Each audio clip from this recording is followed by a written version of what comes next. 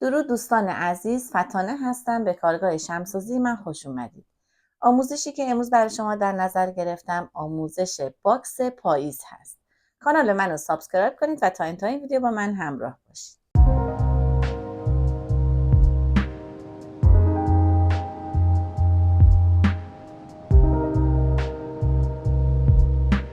برای درست کردن باکس پاییز یه سری وسایل نیاز داریم. یه سری قالب ها هستن که الان بهتون معرفی میکنم. برای باکس پاییز جغد، قالب جغد هست، قالب سنجاب هست که دو بخش داره، یک بخشش دمش هست و یک بخشم تنه سنجاب. کدو هست که کدوی پهنه، یک کدو هم کدوی بلنده.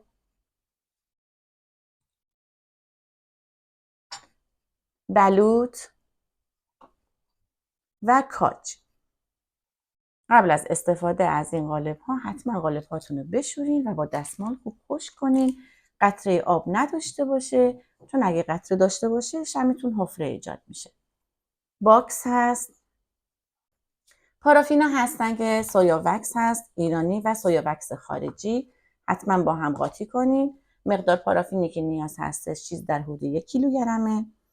رنگ های مایع هست، رنگ جامد، قهوه‌ای و کرم. در واقع رنگ های جامد مکعبی که به خوبی داخل پارافین آب میشه. برای باکس پاییز میتونین از قالب های برگ سیلیکونی یا مولد برگ استفاده کنین. هم میتونین از برگ های طبیعی کمک بگیرین. اگه میخواین از برگ های طبیعی کمک بگیرین حتما باید پارافین ورقی درست کنین که بعد این روش بذارین و برگ رو درست کنین. اینم که وسایل اولیه هستش که فتیله هست که باید حتما پارافین بزنین، قیچی، نگهدارنده، چسب برق. برای شروع کار بچه‌ها ابتدا باید پارافینا رو بذارم که ذوب بشه به طریق بنی. پارافین ذوب شده، حالا میخوام رنگ رو درست کنم. برای درست کردن سنجاب، جغد و کاج مخروط، اینا تقریبا رنگاشون نزدیک به هم هستش. برای سنجاب یه حالت رنگ خاکی باید درست کنم. یه مقدار قهوه‌ای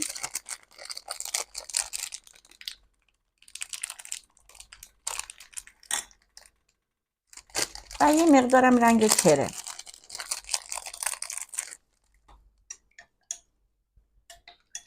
اینو دوباره میذارم داخل اون آب جوش، چون رنگ‌های جامد مکعبی باید دوباره بهش حرارت بدیم تا کاملا داخل اون پارافینمون ذوب بشه. بچه‌ها من قالب‌ها رو کلا شستم و تمیز کردم. الان دیگه موقع فتیله گذاریشونه. قالباتون رو میتونین بشورین، تمیز کنین، خشک کنین و فتیله‌هاشو بذارین. فتیله رو من حدود 10 دقیقه گذاشتم داخل پارافین ذوب شده بدون رنگ و بعد مازاد پارافین رو از روی سطح فتیله کشیدم پایین. حالا اینو از این سوزن رد میکنم. تمام قالباتون رو به همین صورت فتیله گذاری کنین. قسمت دومش رو که کار ندارم، ولی قسمت تنش که این یکی سمت هستش، قسمت وسطش رو من فتیله رو میذارم. قسمت وسطش رو در نظر میگیرم و بعد از این سمت در میارم.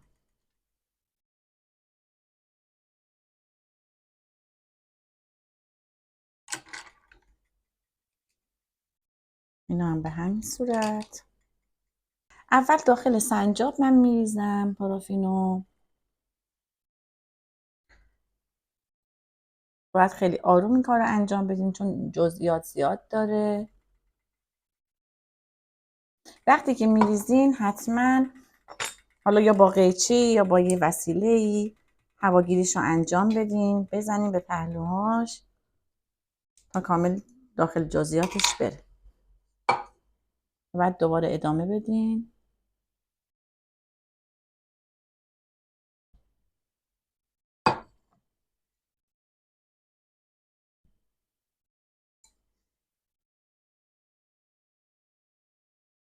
قسمت بالاشم با نگهدارنده فتیلش رو نگه دارم. اینو میذارم که خشک بشه. حالا این مقداری که اضافه اومد میریزم داخل قالب جغد. اینم که دور تا دور چسب برق زدم.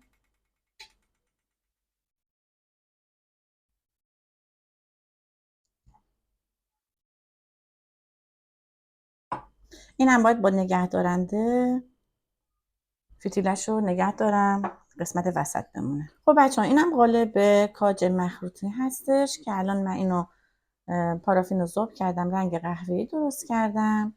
الان میریزم داخل این قالب. وقتی که ریختم بچه ها، چون قالبش هم تقریبا متوسطه، نه کوچیک نه بزرگ، وقتی ریختم با یه وسیله ضربه میزنم که هواگیریش انجام بشه و بعد با نگه دارنده اینو فتیله رو فیکسش میکنم. منتظر میمونم تا خشک. دوستان اینا رو که درست کردیم حتما باید سیخ چوبی بذاریم. اگه بذاریم دیگه، چون اینا رو باید بذاریم کاملا خشک بشه، بعد از داخل قالب در بیاریم دیگه. اون زمان ممکنه که سیخ چوبی بخواید مثلا به تهش بزنین، خیلی مقدار سخت باشه. وقتی که شما اینو دست میزنید میبینید هنوز گرمه، اون وقت الان میتونید سیخ چوبی رو، چون اینا همه ته شمتون هست دیگه، میتونید سیخ چوبی رو آروم تا نصف اینو داخل این شمتون ببرید. به این صورت من اضافه فتیله رو برداشتم و این زیر سنجاق هست، یعنی قسمت تهش هست، قسمت بغل این فتیله سیخ چوبی رو آروم من فرو میکنم، میذارم به همین صورت بمونه. یه مقدار پارافین ذوب شده رو برداشتم، میخوام سبز درست کنم.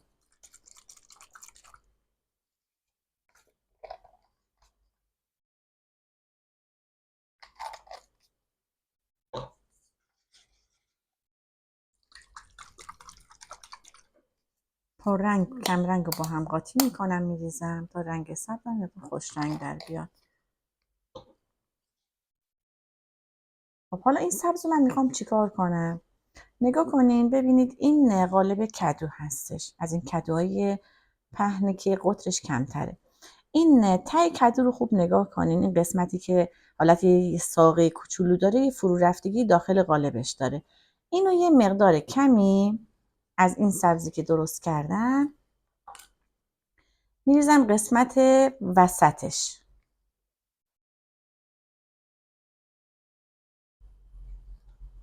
اینو میذارم تا خشک بشه. حالا این دوتا کدو هر دوتاشون یه رنگ هستن. رنگ نارنجی رو خوب هم میزنم.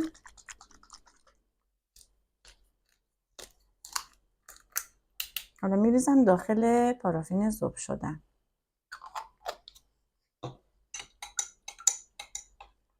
چون گفتم وقتی که ما رنگ رو اضافه میکنیم به نظر میاد که خیلی پر رنگ باشه، ولی وقتی که این خشک میشه یه مقدار کم رنگ میشه. نگاه کنین. پس این مقدار دیگه بیشتر میریزم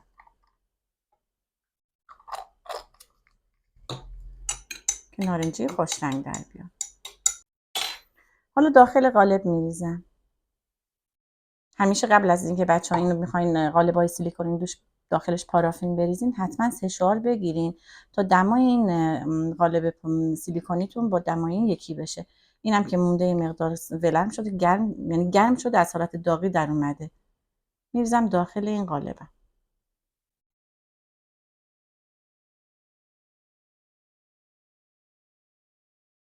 حتما با نگه دارنده قسمت وسط فتیله رو بذارین که بمونه.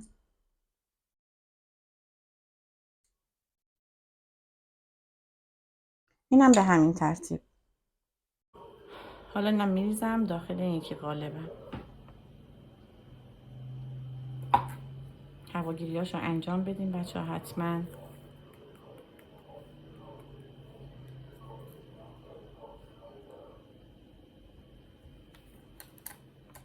قسمت بالاش هم نگه دارنده بذارین.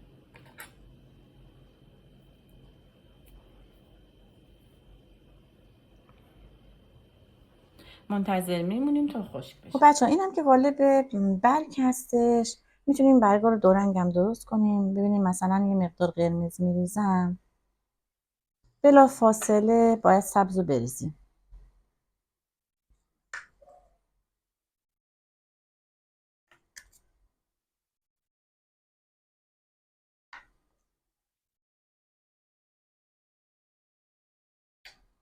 میتونین چند تا برگ نارنجی درست کنین، چند تاش هم قرمز درست کنین. به همین نارنجی میتونین یه مقدار قرمز اضافه کنین، پررنگ‌ترش کنین.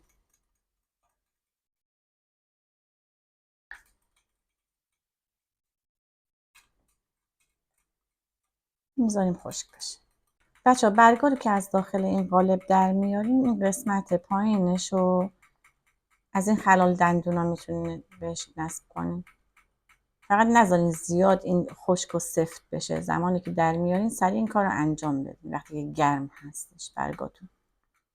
به این صورت همه رو بهش خلال دندون میزنم. پارافین اسپی وکس که یه برگ پاییزی میخوام درست کنم و ببینین گرمه، سرد نیست. اگه سرد باشه این خطوطی که روی این برگ هست رو اون نمیشینه.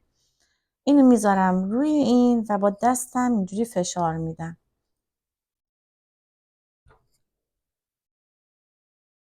وقتی که اینو کاملا فشار دادم، ببینید حالا با یه سوزن نگاه کنین 7 تا 8 تایی که روی برگ هست به این صورت با سوزن برمیدارم. ببینید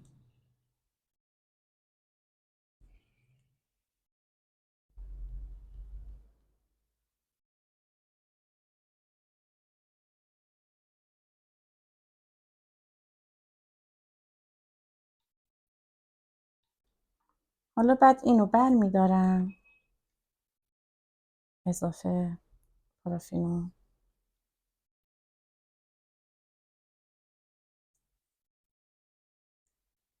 و بعد این برگ رو از روش میکشم.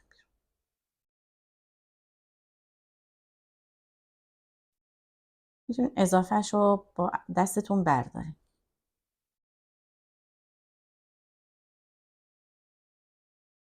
چون حالت انعطاف داره میتونید سیخ چوبی یا همین خلال دندونی که هستش رو قشنگ خیلی آروم فرو کنین و قسمت پایینش رو ببندین. بچه ها من اینا رو از قالب در آوردم، تعدادیشو که جب بود، چشماشو مشکی رنگ اکریلیک زدم، بلوط هم در آوردم، اینم کاج و اینم کدو. این قسمت بالای کدو رو رنگ اکریلیک سبز زدم. حالا این سنجاب و این کدو رو در میارم از داخل قالب.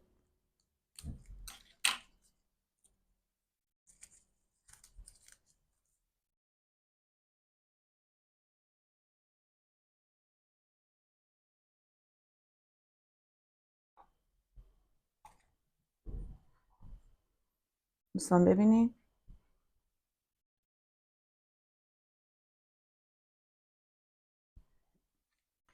فقط قسمت چشم سنجاب و من رنگ اکریلیک مشکی میزنم.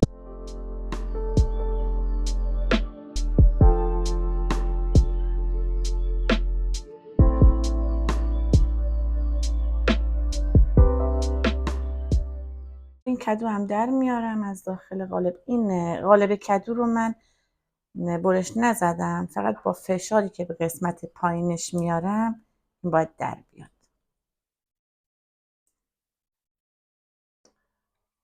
قسمت داخلش رو سبز ریخته بودم و اینم این برگی که درست کرده بودم اینو من سایه زدم. یکی دیگه درست کردم که سایه زدن رو بهتون یاد بدم. ببینین سایه برگ‌ها باید حالت تاچ باشه. مثلا این الان ببینین بچه‌ها، ببینین این پالت سایه هستش.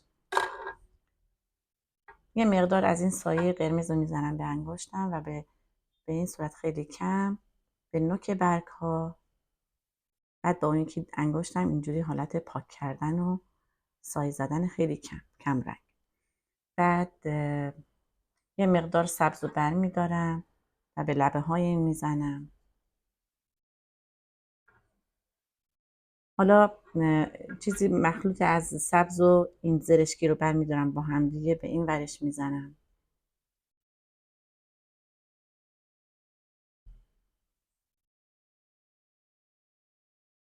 به این صورت میتونین این برگ ها رو رنگ برگ های پاییزی درست کنین برای تزیین باکستون. برای تزیین باکس سعی کنین که این سیخ چوبیتون مشخص نشه یا کمتر مشخص بشه. اینا بلندن، من یه مقدار کوتاه میکنم. سنجابم کوتاه کردم گذاشتم اینجا. اینا هم کوتاه میکنم و تزیین میکنم.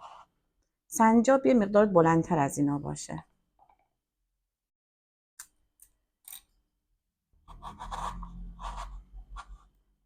هر چیزی که میخواین بذارین و برای تزیین شما جاسازی بکنین، بعد برگ ها رو ما بینشون میذارین.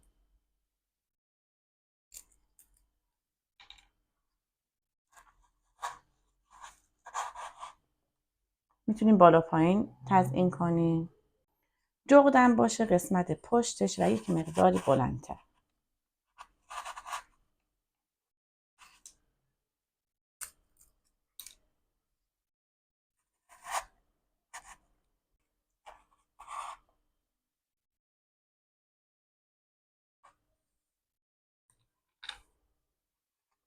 هر جایی که دوست داشته باشین میتونین برگ ها رو با تزیین باکستون جاسازی کنین.